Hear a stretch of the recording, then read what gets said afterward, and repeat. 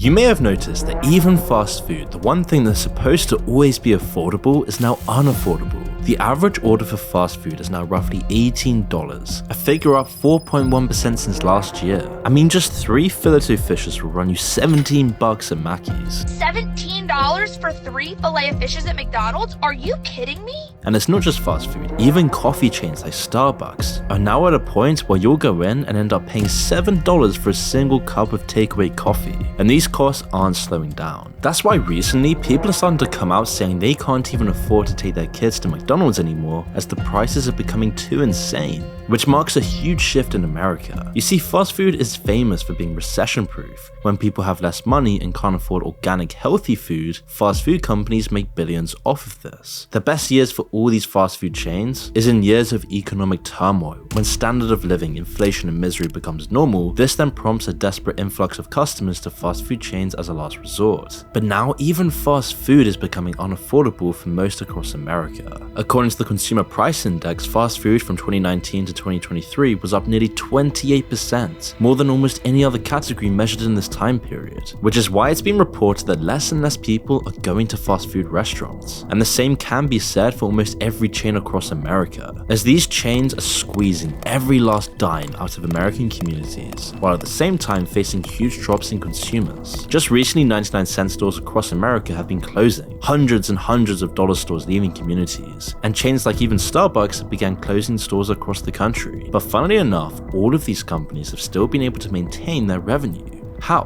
What's going on here? And why are fast food chains raising their prices so dramatically? And even more importantly, how are they losing customers and still keeping the same revenue up? Well, trust me when I say that this matters a lot for you watching this right now, as this is an omen for the future of the American economy. And so of course, there's a bunch to unpack here. Now on the surface, fast food is more expensive for a few reasons. The cost of packaging and buying up the raw ingredients needed is naturally increasing with inflation and the food market as a whole. However, of course, these crazy fast food prices isn't happening across the entire world. It's more of an America-centric thing. And one of the main causes for this is rising minimum wages, as recently it was announced in California alone that all fast food workers would earn a minimum of $20. And this is starting to become the norm for many major cities within the US. And this is out of necessity, as the labor market is starting to turn their back against fast food establishments and chains. So the only way these chains can bring back workers is by incentivizing them financially, which is why CNBC noted that the labor supply for these chains is still below 2019 levels, or put more simply, there's more job openings and less applicants. Okay, so rising labor costs and industry costs is the reason for why fast food and all the other chains are becoming more expensive,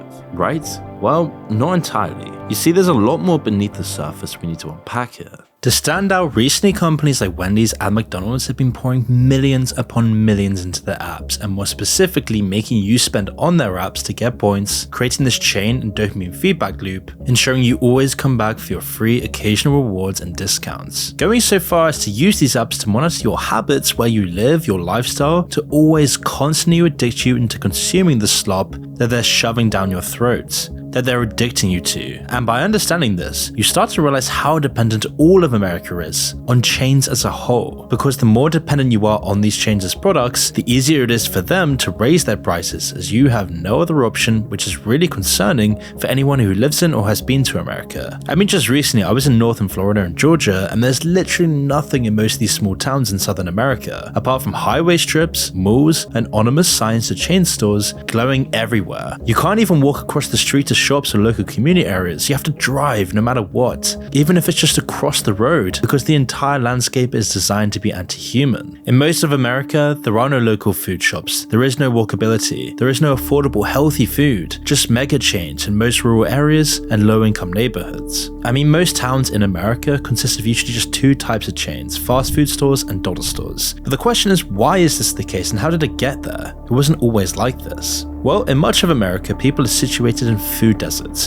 where there's hardly any local organic options as it's too expensive for most people to enjoy, due to the economic state of the country. So instead, companies like Dollar General and 99-cent stores have swooped in using all of their financial power to outprice any local regular food options, and instead replace local businesses and grocery shops with these giant chains. It's why so much of America feels like clone towns, the same small town of chains, highways and strip malls, on repeat for hundreds of miles. And it's so accepted accepted because at first the chains are seen as cheap, but as more and more people are realizing recently, this is just an illusion to make you dependent on the chains in the long run. Because instead of giving communities normal nice grocery stores, they create dollar stores, and most of these dollar stores aren't even actual dollar stores anymore. Especially for what you get in these sorts of places, you're getting very little substance back, as it's usually never actually cheaper in the long run. But by doing this, these chain stores have created a billion-dollar industry. Dollar stores, for example, like 99-cent stores, have been able to exist well within the American economy by replacing grocery stores for low-income workers in bad neighborhoods or people in rural areas, as these were some of the only places that everybody in America could afford, no matter what. And it worked because these stores made the American economy accessible to everybody, even the lowest income consumers, by supposedly offering hope to bad neighborhoods and rural areas, equalizing opportunity, and in turn providing jobs for those people. And it works so well for so long that there's actually more dollar stores in America than Walmart, Starbucks, and McDonald's is combined. But now even dollar stores are raising prices, but not really in the same way as other chain stores like McDonald's. It works like this: for $1, you're starting to get less and less to the point that you end up spending more for less, and just like with rising fast food prices, people are now going to these chains even less, which is why Family Dollar has closed 1,000 stores and 99-cent stores have closed 371 stores. And it seems like this is a continuing trend, and yet weirdly,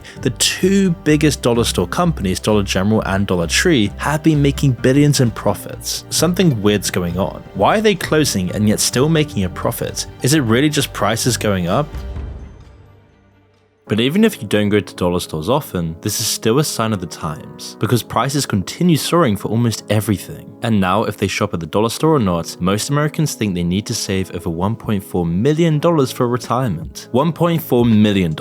That number is up over 50% from just 4 years ago. It means our money's gonna have to work overtime, right? Well, luckily, thousands of people are already benefiting from an exciting new asset with Masterworks, the art investing platform that sold over $54 million worth of art and distributed the proceeds to their savvy investors. Here you can see every return that Masterworks has made to date. Now, those Masterworks investors didn't need to know anything about art. In fact, over 900,000 members have signed on so far, and I've seen shares for some artwork sell out in minutes. But my subscribers are being invited to access the artworks available on their platform right now by scanning the QR code on screen or going to masterworks.art/moon. And as with any investment, past performance is not indicative of future returns. Investing involves risk.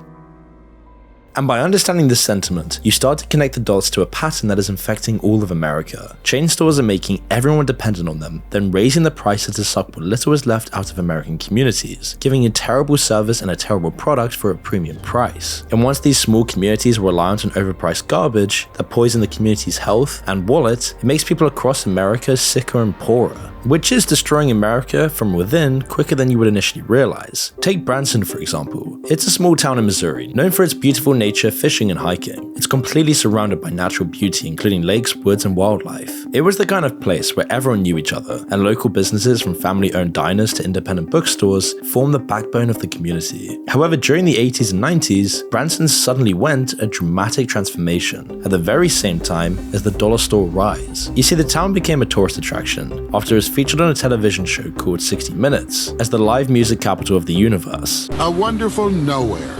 A cafe, a five and dime. 3,000 and something souls in a town in the Ozarks that's a mere blip on the two-lane strip of blacktop of Route 76.